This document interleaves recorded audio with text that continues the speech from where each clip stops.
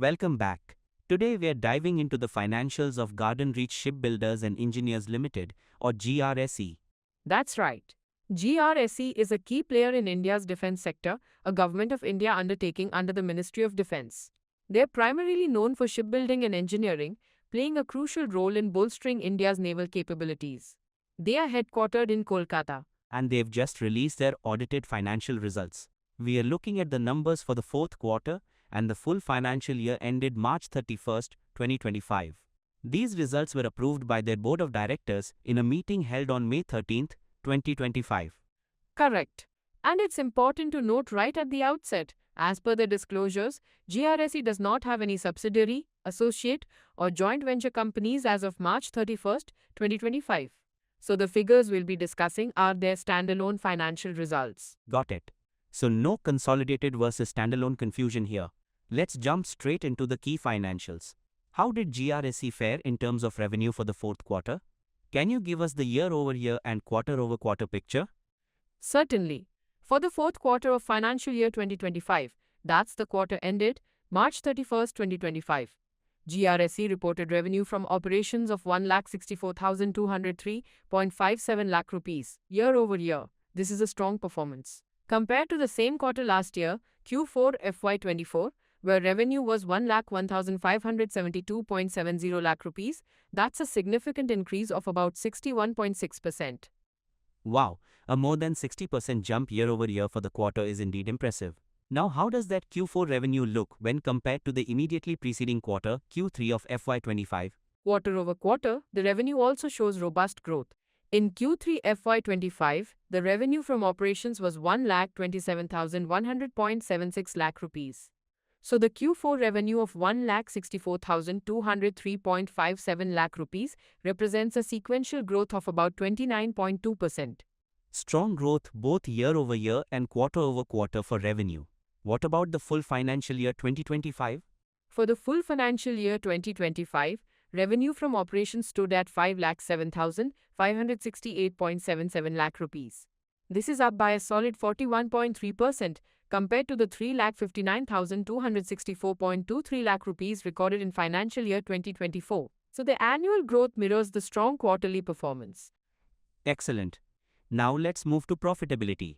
The press release mentions EBITDA figures. Can you walk us through those for the quarter?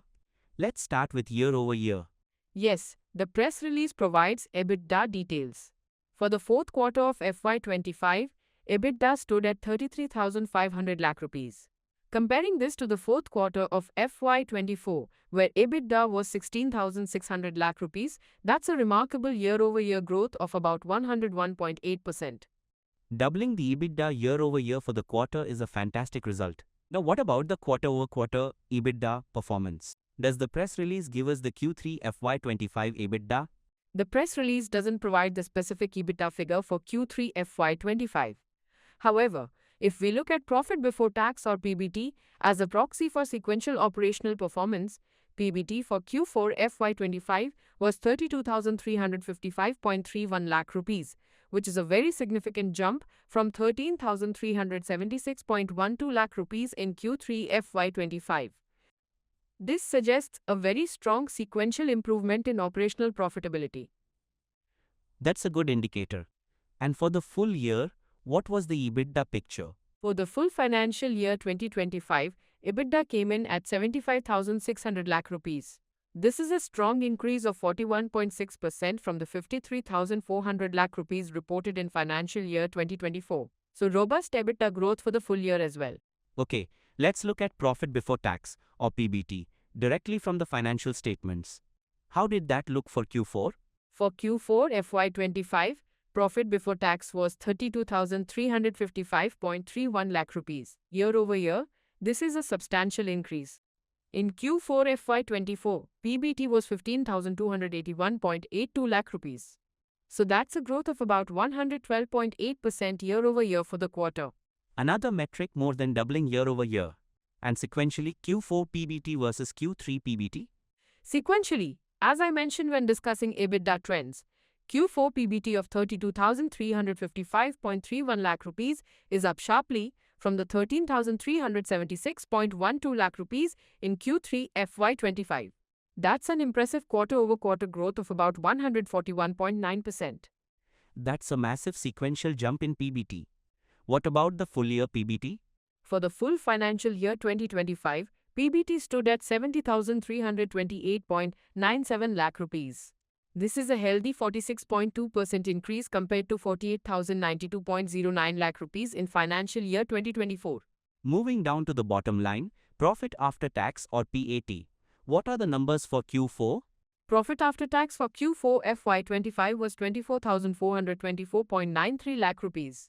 Comparing this to Q4 FY24, which saw a PAT of 11,159.57 lakh rupees, it's an increase of about 118.9% year over year. Again, more than doubling. And the quarter over quarter PAT? Quarter over quarter, the PAT for Q4 FY25 at 24,424.93 lakh rupees is significantly higher than the 9,818.55 lakh rupees reported in Q3 FY25. That's a growth of roughly 148.8% sequentially. And for the full financial year 2025 PAT? For the full financial year 2025, PAT came in at 52,740.38 lakh rupees. This represents a 47.6% increase from the 35,726.77 lakh rupees in financial year 2024. This leads us to earnings per share or EPS. How does that look for investors? For Q4 FY25, the basic EPS was 21.32 rupees. Year over year, this is up from 9.74 rupees in Q4 FY24, an increase of about 118.9%. Quarter over quarter, the Q4 EPS of 21.32 rupees is up from 8.57 rupees in Q3 FY25, a growth of about 148.8%. And the annual EPS? For the full financial year 2025, the EPS stood at 46.04 rupees compared to 31.19 rupees in financial year 2024, marking an increase of 47.6%. What about other income? Was that a significant contributor this quarter or for the year? Yes, other income was quite notable. For Q4 FY25, it was 11,393.81 lakh rupees, up from 7,592.26 lakh rupees in Q4 FY24, and also up from 7,211.73 lakh rupees in Q3 FY25. For the full year FY25, other income stood at 33,483.75 lakh rupees, compared to 29,962.19 lakh rupees in FY24. So it has provided a decent boost. So overall, very strong growth across all key metrics for both the quarter and the full year, especially on a year-over-year basis for Q4. The sequential growth in Q4 over Q3 is also particularly striking. Now let's talk about profitability margins. What does the net profit margin look like? For the full financial year 2025, the net profit margin, which is PAT divided by revenue from operations, stood at 10.39%. This is an improvement from the 9.94% margin reported in financial year 2024. For Q4 FY25 specifically, the net profit margin was approximately 14.87%, 24,424.93 lakh rupees PAT, divided by 1,64,203.57 lakh rupees revenue. This is a very healthy margin for the quarter. Were there any exceptional items reported that might have influenced these strong numbers? The financial results don't list any exceptional items as such. This generally suggests that the reported profits are from their regular operations, which is a positive sign. However, we'll touch upon a significant note regarding cost estimation changes shortly, which has impacted profits positively. Understood. Let's shift to the balance sheet. What are some key takeaways regarding GRSE's financial health as of March 2025? Looking at some key ratios from the additional disclosures, the debt-equity ratio as of March 31, 2025 is very low at 0.004, slightly down from 0.005 a year ago. This indicates the company has negligible debt relative to its equity. Net worth has increased to 2,07,926.24 lakh rupees from 1,67,343.89 lakh rupees year over year. The total debts to total assets ratio is also extremely low at 0.001, consistent with the previous year, reinforcing their low debt position. The current ratio has improved slightly to 1.17 from 1.12. A very strong balance sheet with low debt then. What about cash flows and dividends? For the financial year 2025, net cash from operating activities was positive at 1,558.74 lakh rupees. This is a significant turnaround from the negative 70,689.34 lakh rupees used in operating activities in FY24. Net cash from investing activities was 16,977.72 lakh rupees, largely due to interest received. Net cash used in financing activities was 18,675.19 lakh rupees, mainly due to dividend payments. Regarding dividends, the company has recommended a final dividend of 4 rupees and 90 paise per equity share for FY 2025. This is in addition to an interim dividend of 8 rupees and 95 paise per share already paid. The press release also highlights that the total dividend for FY 25 is at 138.5% of the paid-up share capital, up from 93.6% in the previous year. That's good news for shareholders. Now, usually we discuss segment performance, but is that applicable here?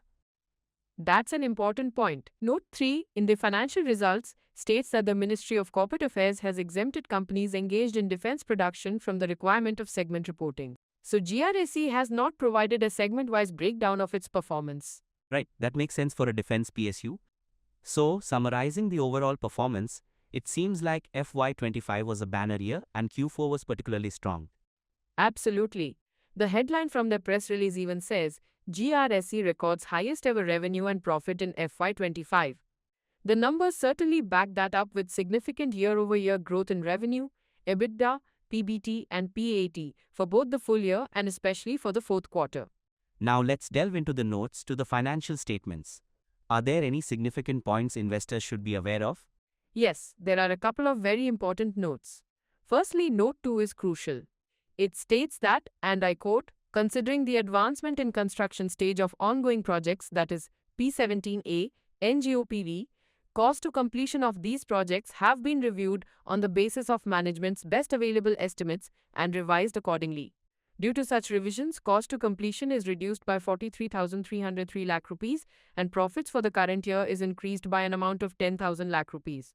This revision in estimates has directly contributed 10,000 lakh rupees to the profit for the year. That's a substantial impact on the profit. What else? Note 7 confirms the dividend details we discussed. Note 9 mentions that the approved financial statements are subject to supplementary audit by the Comptroller and Auditor General of India, or C&AG, which is standard for PSUs. But perhaps the most striking is Note 10. It states, and I quote, the above financial results for the quarter and year ended 31st March 2025 has been directly placed before board due to non-availability of audit committee and approved by the board of directors at their meeting held on 13th May 2025. Non-availability of audit committee? That sounds like a significant governance flag. Why would the audit committee not be available? The note doesn't elaborate on the reasons for the non-availability. It could mean the committee wasn't constituted at the time, or perhaps lacked a quorum, or other reasons. Regardless, the audit committee plays a critical role in financial oversight and reviewing financial statements before they go to the board. Bypassing this step, even if permissible under certain conditions, is unusual and something governance-focused investors would scrutinize. Indeed. Now, let's turn to the independent auditor's report provided by Guhanandi and Company, Chartered Accountants. What's their opinion on these financials? The auditors, Guhanandi and Company, have issued an unmodified opinion. This means they believe the financial statements give a true and fair view in conformity with the accounting standards.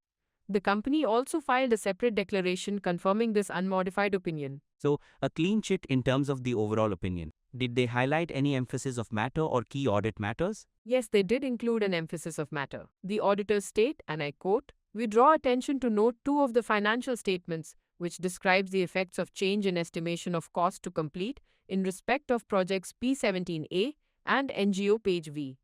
Our opinion is not modified in respect of this matter. So while their opinion isn't qualified because of it, they are specifically highlighting that significant 10,000 lakh rupees profit impact from the change in cost estimation we discussed earlier from Note 2. So the auditors are comfortable with the accounting for that change in estimate, but they want to ensure users of the financial statements are aware of its material impact. No other qualifications or adverse remarks? No, apart from that emphasis of matter, the opinion is unmodified. They also include an other matter paragraph which clarifies that the figures for the quarter ended March 31st, 2025 are balancing figures between the audited figures for the full financial year and the published year-to-date figures up to the third quarter. This is a standard clarification.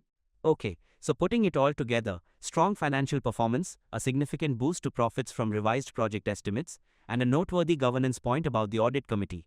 What's the outlook for GRSE based on this, and what are the potential risks? And of course, our standard disclaimer. Disclaimer: we advise investors to check with certified experts before taking any investment decisions. The outlook appears positive based on these strong results and management commentary. The Chairman and Managing Director, CMDE Haripriya, retired, stated in the press release, and I quote, "With our strong order book, production maturity of the ongoing projects, and order visibility, including in the commercial shipbuilding segment, I am confident of even better performance during the current financial year." Key drivers would be continued execution of their order book and efficiency gains. Risks could include geopolitical factors impacting defense spending, timely execution of complex shipbuilding projects, and any unforeseen changes in government policy. The non-availability of the audit committee for these results is also a point that might raise questions among investors about governance practices, even if it's a temporary situation. And the reliance on estimation changes for a part of the profit needs to be considered. So, to conclude, GRSE has delivered a very strong set of numbers for Q4 and the full year FY25 with record revenue and profits. The revision in project cost estimates significantly contributed to this profit. The balance sheet is robust with minimal debt. However, the point about the audit committee's non-availability for reviewing these results is a notable governance aspect. Precisely.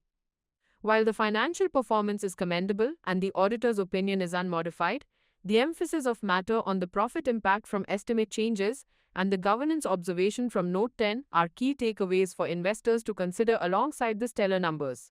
A very thorough analysis. Thanks for breaking that down for us. That's all the time we have for today. Join us next time for more insights.